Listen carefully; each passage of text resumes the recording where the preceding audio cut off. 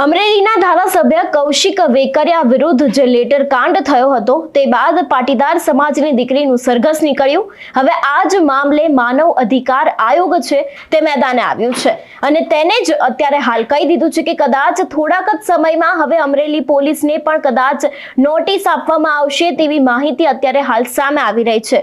શું છે સમગ્ર વિગતો જાણીશું આ વિડીયોમાં. નમસ્કાર, હું હંસિની અને તમે જોઈ રહ્યા છો નિર્ભય ન્યૂઝ.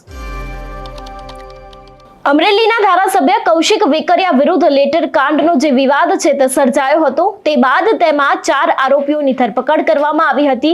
તેમાંથી એક પાટીદાર સમાજની દીકરી હતી જે આરોપી નથી, તેને સાક્ષી બનાવવાની હતી, તેમ છતાં પણ તેને આરોપી બનાવી દેવામાં આવી હતી.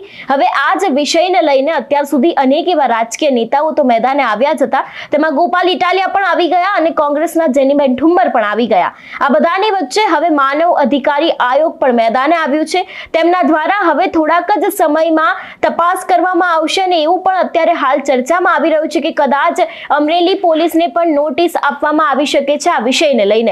જો વાત કરવામાં આવે પાટીદાર સમાજના દીકરી વિશે, તો પાટીદાર સમાજની દીકરીની જ્યારે ધરપકડ કરવામાં આવી હતી તે બાદ તેને જેલવાસ પણ ભોગવવામાં આવ્યો હતો. તે બાદ તે 2 દિવસ પહેલા જ જેલમાંથી છૂટી હતી, તેના જામીન મંજૂર થઈ ગયા હતા. પરંતુ તેની સાથે જે બીજા 3 આરોપી હતા, જે મુખ્ય આરોપી હતા, તે લોકોની ગઈકાલે સુનાવણી કરવામાં આવી હતી કોર્ટમાં. તેમ છતાં પણ તે 3 લોકોના જામીન છે તેને નામંજૂર કરવામાં આવ્યા હતા.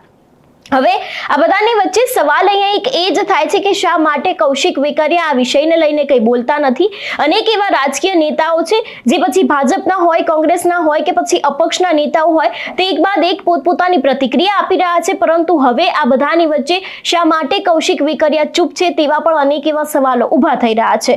આ બધાની વચ્ચે ફક્ત આટલું જ નહીં, જે 3 મુખ્ય આરોપીના જામીન નામંજૂર થયા તેને લઈને પણ અત્યારે અનેક એવા તર્ક વિતર્ક સર્જાઈ રહ્યા છે. પરંતુ આ બધાની વચ્ચે હવે માનવ અધિકાર આયોગની આ વિવાદમાં એન્ટ્રી થઈ ચૂકી છે અને હવે તે લોકોની એન્ટ્રી થતાની સાથે જ હવે અમરેલી પાટીદાર સમાજની આ જે દીકરી છે તેના મુદ્દે પણ હવે કંઈક નવા જૂની થઈ શકે છે તેવું લાગી રહ્યું છે. જોકે જ્યારથી જ તે દીકરી ઘરે પરત ફરી તે બાદથી તેને ભાજપના નેતાઓ છે તેમના દ્વારા તેને જોબ ઓફર કરવામાં આવી હતી.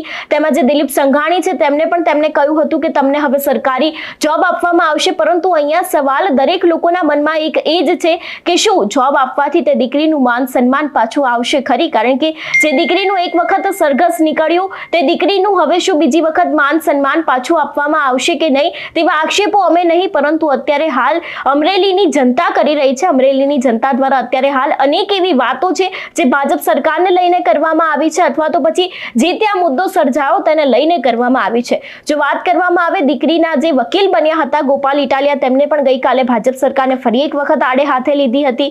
એટલું જ નહીં, અત્યારે હાલ અનેક એવા રાજકીય નેતાઓ છે જે આ વિષયને લઈને પોતાની જે તર્ક વિતર્ક છે, જે પોતાના નિવેદનો છે તે આપી રહ્યા છે. હવે આ બધાની વચ્ચે જોવાનું એ જ રહેશે કે જે માનવ અધિકાર આયોગ છે જે મેદાને આવ્યું છે તેમના દ્વારા શું ખરેખર અમરેલી પોલીસને નોટિસ આપવામાં આવશે કે કેમ, અને જો નોટિસ આપવામાં આવશે તેની સાથે જ તેના ઉપર તપાસ કરવામાં આવશે અને રિપોર્ટમાં જો કદાચ અમરેલી પોલીસ વિરુદ્ધ કોઈ એવા પુરાવા સામે આવ્યા તો શું તેમના ઉપર પણ કાર્યવાહી કરવામાં આવશે કે કેમ, તે પણ અહીંયા એક સવાલ ઊભો થઈ રહ્યો છે.